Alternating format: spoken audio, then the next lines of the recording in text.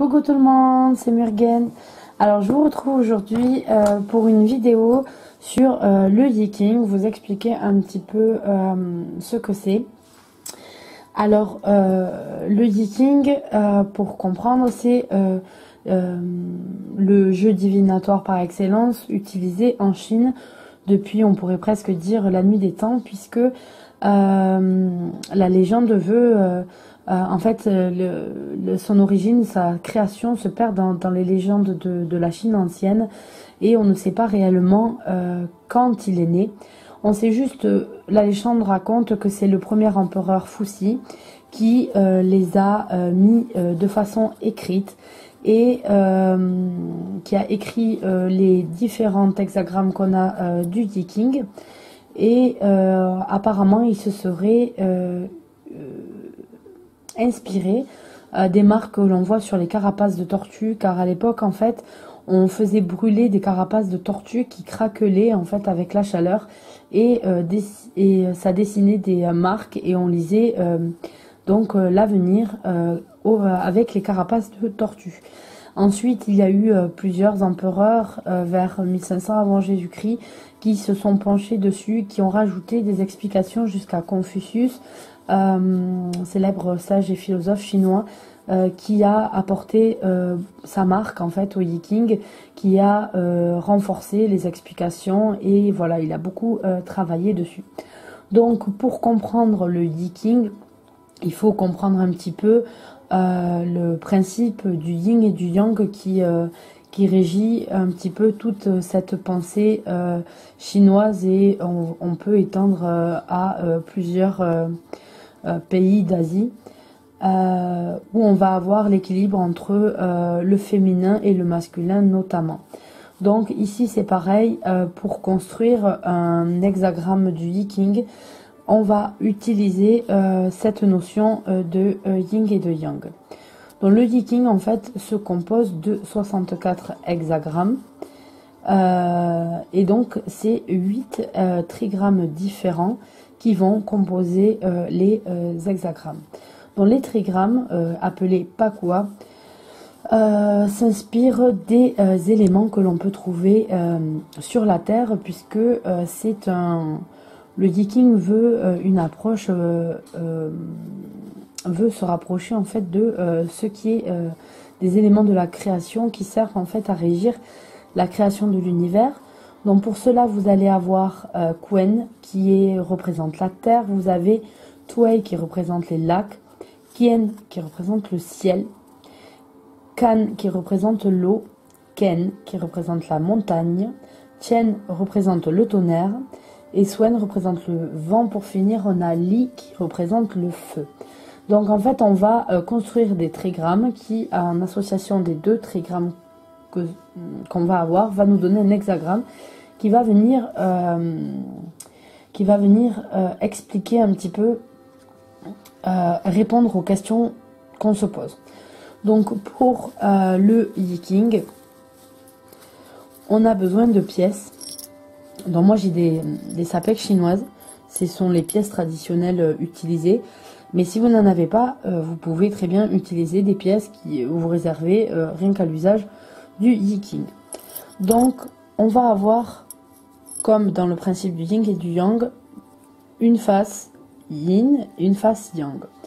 Donc on a la face yang qui est représentée par la face pile, voilà, et qui va, on va dire, valoir 3 points. C'est important pour calculer notre hexagramme. Et on a ensuite la face yin, qui est la face, le côté face, en fait, qu'on appelle les pièces, celle qui est illustrée. Donc là, on voit des dragons, qui, elle, va valoir 2 points. Donc, en fait, pour construire votre trigramme, vous avez déjà besoin de vous munir d'une feuille de papier et d'un stylo pour pouvoir noter le résultat de votre lancer. Donc vous allez prendre vos pièces et lancer vos pièces et vous allez compter. J'ai donc une face à 3 points, une face à 2 points et une autre face à 3 points. Voilà, j'essaie de vous montrer bien, voilà. Ce qui me fait 8, donc un hexagramme, un trigramme se construit par le bas en premier. Donc la face 8 est une face excusez-moi, fallait que je tousse. Donc je disais, la face 8 est une face yin. Donc cela se signale par deux petits tirets que l'on met côte à côte, comme ceci. Donc il faut savoir qu'avec ces pièces, la seule possibilité étant d'avoir des 6, 7, 8 et 9. Donc j'ai ma première ligne de mon trigramme qui commence à se dessiner. Donc oui, moi j'ai posé ma question, j'ai un projet, notamment pour la chaîne, et je voudrais voir si c'est une bonne idée et ce que va me dire le tirage du Viking.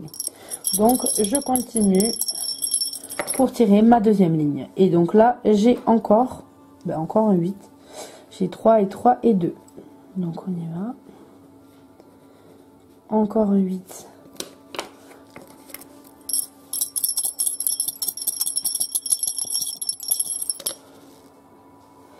Alors là j'ai 2 et 2 et 3, ce qui fait 7. Mon premier trigramme est là. Donc, le premier trigramme est le trigramme qu'on appelle Ken, qui est l'immobilisation. Donc on a dit que Ken représentait la montagne. Donc là on va avoir un petit peu la même idée que la carte de la montagne pour ceux qui utilisent le normand, c'est-à-dire avoir un frein, un repos, un arrêt, quelque chose qui résiste, solide, etc. Donc voilà notre premier trigramme. Donc je mets ma carte de côté. Et maintenant je vais construire, je tire mon autre trigramme pour que j'ai l'hexagramme et la réponse à ma question. Donc là, j'obtiens 1, 2 et 2, 1, c'est 2, 3, 1, 8. Donc, voilà. Donc en gros, si vous voulez, quand vous allez tirer les trigrammes, on note toujours du bas vers le haut. Vous avez votre premier trigramme qui va représenter, si vous voulez, la base de votre projet, là où vous en êtes actuellement. Le haut représente plus ou moins l'évolution de votre projet ou votre question, comment la situation, comment elle va évoluer. Donc là, j'ai un 9. Alors là, c'est particulier. Le 9 est donc un chiffre impair et devrait se noter sur une ligne droite, comme ceci. Or, le 9 est appelé vieux yang, c'est-à-dire qu'il peut devenir yin. Donc, je dois rajouter un petit point dessus. En fait, ce qui veut dire dans votre tirage que si vous avez un vieux yin qui apparaît, c'est-à-dire 6, ou si vous faites 9 avec un vieux yang, vous allez avoir un hexagramme qui va se construire, mais un autre hexagramme derrière à prendre en compte pour l'interprétation, ce qui va vous en faire 2. Si vous ne tirez que des 7 et des 8, la situation est beaucoup plus claire et vous n'avez besoin que d'un seul hexagramme. Donc, on a le premier qui se dessine, on va tirer la dernière ligne du trigramme. J'espère que je suis assez claire, parce qu'il n'y a pas beaucoup de pièces à tirer, mais c'était cette histoire du vieux yin à noter. Et donc, on a encore un vieux yang ici avec un 9. Donc,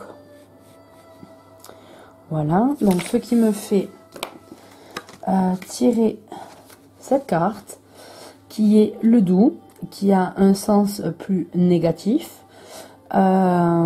Voilà, donc ça c'est mon premier hexagramme qui est tiré. Donc je vais tirer la carte après pour vous montrer plus facilement que plutôt avec un hexagramme.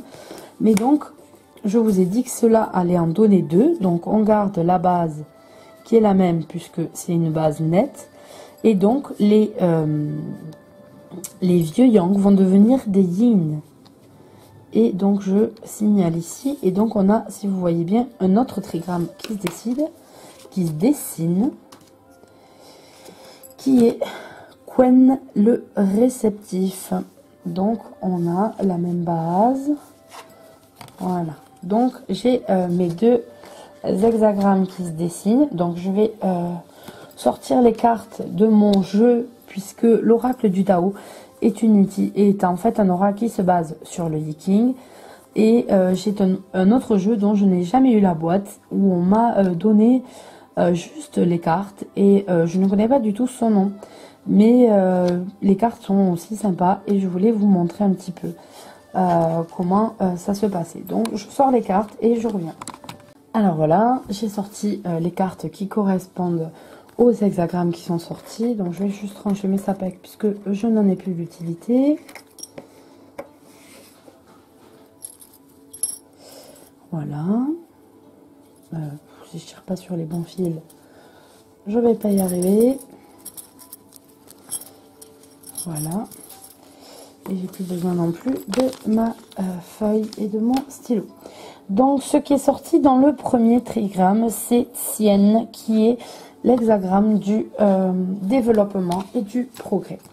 Donc on a la première qui va être la base en fait de ma situation, et la plus grande évolution possible qui va être représentée par l'autre hexagramme créé par les vieux yang qu'on a eu dans notre tirage. Donc la première carte, c'est le développement. Alors on me dit progrès graduel, continuité, prudence, lenteur, faculté d'adaptation, approche convenable. Donc voilà la construction des deux styles de cartes. Donc là vous avez l'oracle du Tao et vous avez ici l'autre jeu de cartes, en fait, où on va vous expliquer ligne par ligne la représentation de votre trigramme. Donc en fait chaque ligne a une signification, une valeur. Donc en fait vous avez la base de la situation, un petit peu l'évolution, ce qui va faire obstacle, etc. Et qui vont montrer comment il faut faire. Donc là on me dit qu'il faut progresser méthodiquement pour réussir, écarter précipitation et agitation. L'action graduée sur soi-même agira ainsi sur les autres, projet de mariage, fidélité conjugale.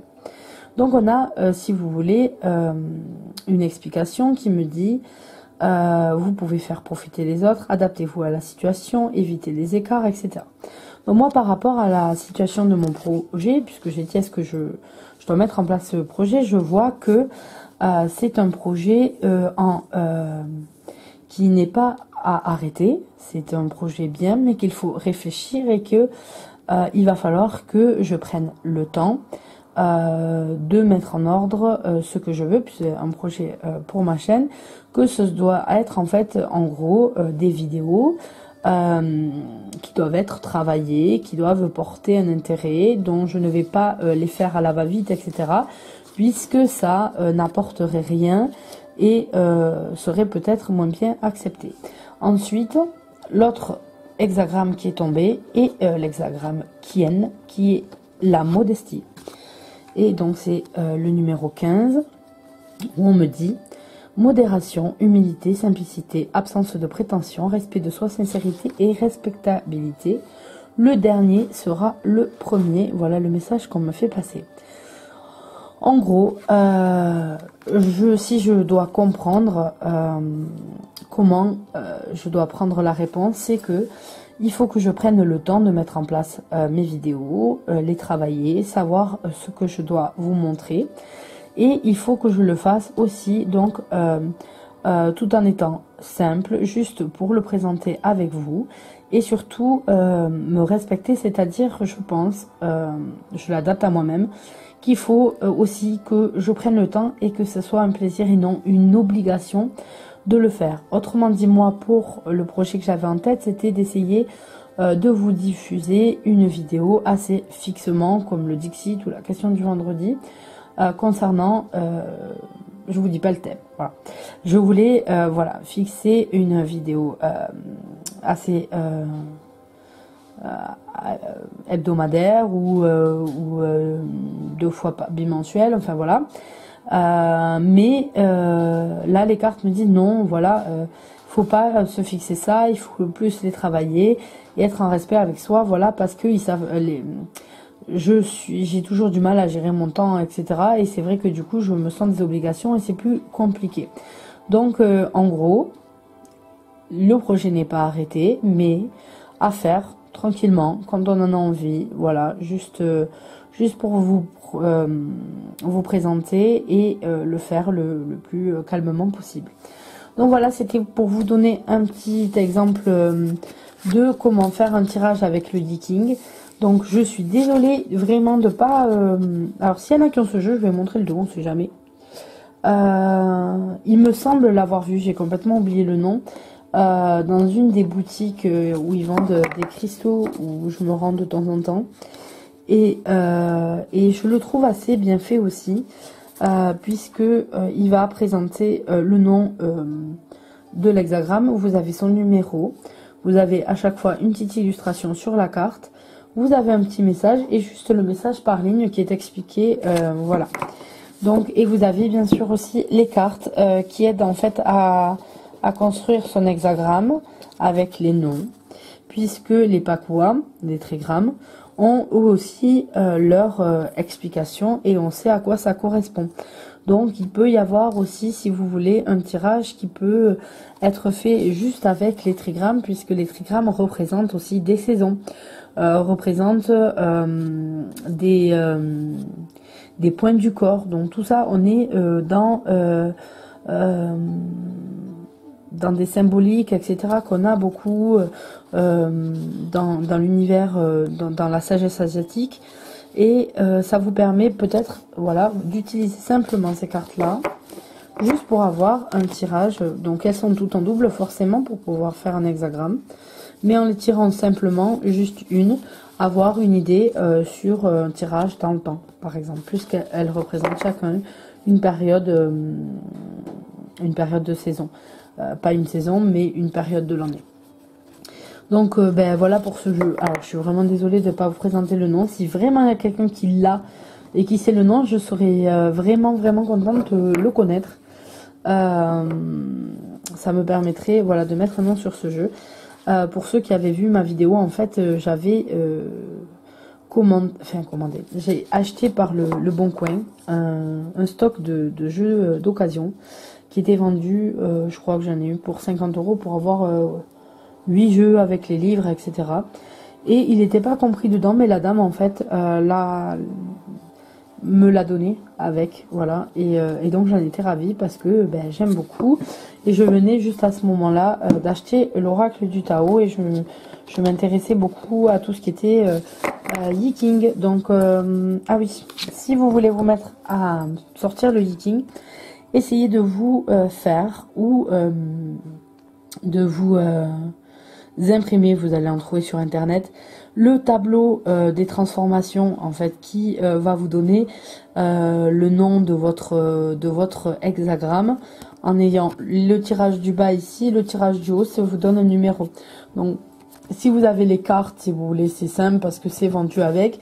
Si vous prenez juste les explications, parce que vous en trouvez sur internet, n'hésitez pas du tout à vous chercher le tableau, puisque tous les jeux de Yeeking, le numéro 40 est commun pour tous les jeux que vous allez trouver.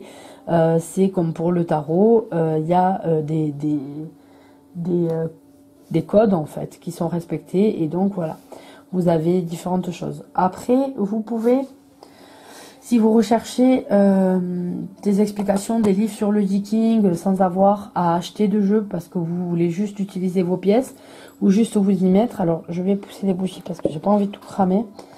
Il y a un livre qui est pas mal, qui est la Bible des arts divinatoires, et donc vous avez voilà, vous avez une page sur le Yeeking. Alors le seul défaut, on va dire, qui est là, c'est de ne pas vous parler du vieux Yang et du vieux Yin, qui du coup force un petit peu parce que vous allez vous pencher que sur un hexagramme et ce n'est pas tout à fait exact, puisque si vous prenez en compte les deux, vous voyez bien que ça donne naissance à un autre hexagramme dans pas mal de cas quand même. Donc voilà, vous avez les explications qui sont là. Et moi, je me suis au tout départ, avant d'avoir l'oracle du Tao, vous voyez, j'ai un grand livre ici. J'étais tombée il y a quelques années. Alors, il est vraiment gros. Je sais pas comment je suis en train de tout éclater. Bon, je fais une pause. Vous permettez, je range tout ça avant de tout éclater partout, mettre à cramer mes cartes. Alors là, c'est la catastrophe. On va être dans Apocalypse Now en direct. Bon, je pose tout ça. Hein. Et je reviens avec plus de place. Voilà. Parce que du coup, ma caméra n'a pas beaucoup de recul et je peux pas vous montrer. Si vous voulez, j'ai ce gros livre qui est là. L'art de lire l'avenir, que j'avais trouvé totalement par hasard dans les villages touristiques l'été. Souvent, vous avez des boutiques avec des livres d'occasion. Et j'étais rentrée par tout hasard et j'avais trouvé ce livre qui était pas d'occasion, qui était neuf d'ailleurs, mais que j'avais payé 10 euros il me semble. Et c'est un livre très intéressant où vous allez avoir de la chiromancie, vous avez l'astrologie chinoise, vous avez un peu sur les cristaux, l'influence de la lune, les signes lunaires, vous avez le Yi-King, le tarot, les mandalas, un peu des symboles des rêves. Qu'est-ce qu'on a là-dedans? Je crois qu'on a, voilà, on a les runes. Comment confectionner ces runes. Donc voilà, c'était vraiment sympa. Et donc je me sers de celui-là qui est vraiment pas mal fait du tout. Donc je vous montre un petit peu. Ça, ce sont les trigrammes, les explications qu'il y en a. Donc si vous voulez, vous voyez l'île de feu est représentée par ce trigramme-là. Donc l'explication sur l'origine, je vous l'ai fait vraiment en live, j'ai pas voulu lire parce que sinon ça aurait été peut-être ennuyeux. Et le développement, c'est ici. Vous avez les explications des trigrammes sur une page où on a par exemple, si je lis le feu, il est représenté lit symbole le feu qui se cramponne à tout ce dont il s'empare. Dans la famille, c'est la deuxième fille. Dans le corps, ce sont les yeux. Lit est brillant, clair et chaud et représente la beauté et l'intelligence. Il rayonne sur la vie des autres. Sa couleur est l'oranger, couleur du feu et du soleil, et son animal le paon. Lit symbolise également les arbres secs et cassants. Donc vous avez voilà des explications. Vous avez comment faire le tirage, le tableau des transformations avec le tableau des hexagrammes, en fait la table des hexagrammes à côté. Et ensuite vous avez les explications de tous les hexagrammes avec les lectures par ligne. La première ligne, deuxième, troisième, quatrième, cinquième, sixième pour l'évolution. Parce que effectivement chaque ligne représente a une signification. Je vais essayer de vous retrouver la page. Ça pourrait peut-être vous aider. Et et je sais pas où je l'ai. Bon, mais tant pis. Tant pis. Donc voilà. Donc vous pouvez trouver, voilà, dans ce que je voulais dire, c'est que vous trouvez dans des livres un petit peu qui traitent de plusieurs arts divinatoires, qui sont un petit peu une première approche pas forcément approfondie. Vous trouvez pas mal de choses. Pour ceux qui ont l'oracle du Tao, ou si vous n'avez pas l'oracle du Tao, mais que vous voulez une explication importante sur les hexagrammes et le Yi-King, vous avez le livre Oracle Tao de Madeva Padma, l'oracle des transformations. Donc vous pouvez très bien vous servir que du livre sans acheter le jeu, dans le sens où de toute façon les hexagrammes, vous les obtenez quand même sans tirer les cartes avec vos pièces. Donc vous avez, il est vraiment épais.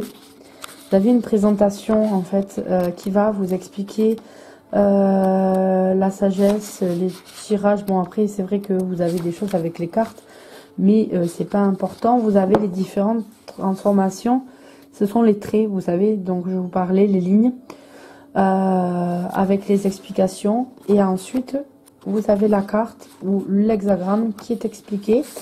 Donc vous avez par exemple là l'hexagramme 20 qui est la contemplation. Vous allez avoir les mots-clés et toute une explication en fait sur les idées, la philosophie qu'on tire de cet hexagramme, les idées qu'il véhicule et les différents traits qui expliquent l'hexagramme, juste du premier trait au trait supérieur. Et vous savez ça pour les 64.